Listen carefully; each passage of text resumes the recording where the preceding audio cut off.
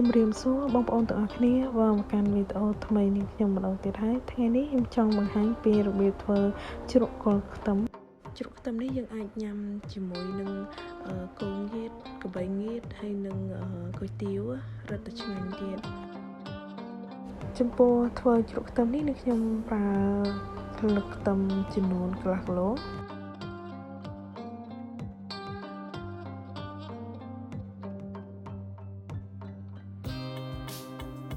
នេះខ្ញុំចាប់ផ្ដើមធ្វើការត្រាំទឹក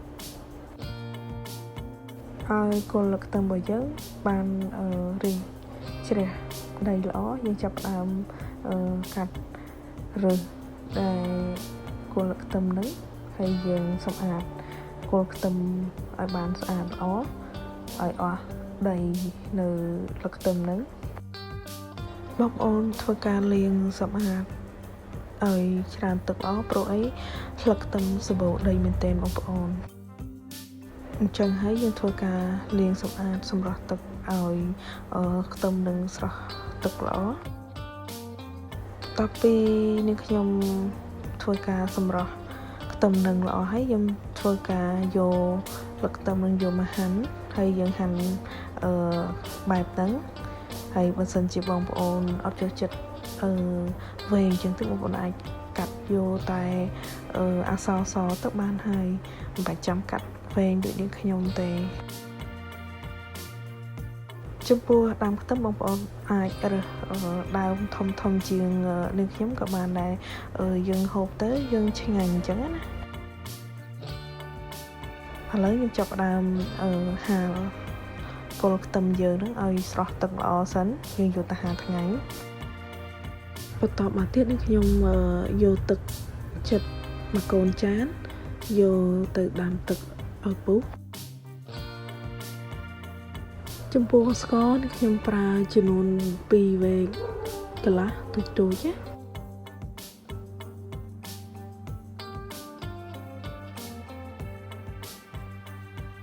បន្តមកទៀតនេះខ្ញុំចាប់ផ្ដើមដាក់អំបិលលាយប៊ីចេងបន្តិចយើងកូរឲ្យលាយ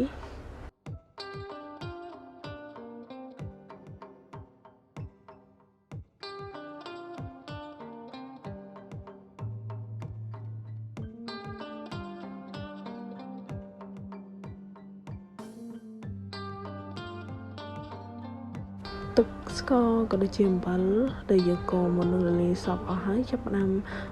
ចាក់ទឹកខ្មេះចូលចំពោះទឹកខ្មេះនេះខ្ញុំប្រើចំនួន2វែក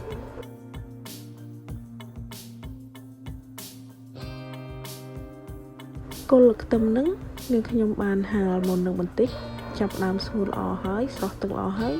នេះខ្ញុំចាប់ផ្ដើមយកគល់ខ្ទឹមហ្នឹងយកទៅដាក់នៅក្នុងកែវហើយចំពោះដាក់កន្លកែវបងប្អូនដាក់កែវថ្មល្អជាងកែវកាងបងប្អូន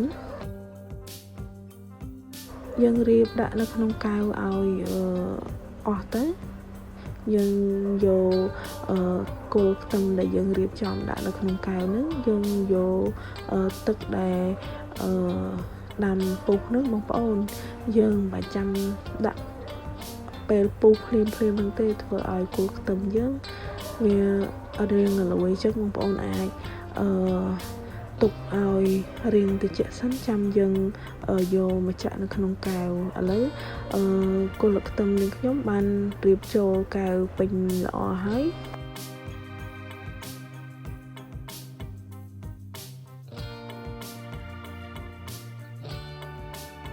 យើងចាក់ទឹកដែលយើង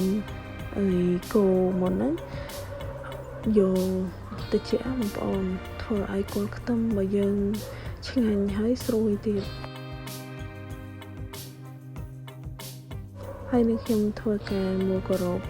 យកទៅទុកនៅក្នុងវិច្រានបាយយើងដាក់ទូធម្មតាទៅហើយរយៈពេល2ទៅ3ថ្ងៃយើងអាចញ៉ាំបានហើយ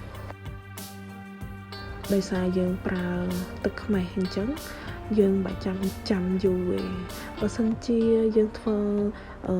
ដាក់ទឹកអង្គវារៀងយូរថ្ងៃអញ្ចឹង ទឹកខ្មេះលឿនជាងទឹកអង្ករអញ្ចឹងបងប្អូនហើយយើងអាចទុកនៅក្នុងទូបានរាប់ខែ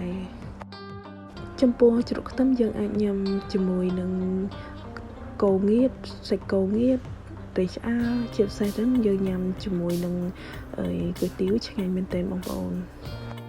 អរគុណបងប្អូនដែលទស្សនាវីដេអូនេះខ្ញុំពីដើមរហូតដល់ចប់សូមអរគុណសូមជម្រាបលា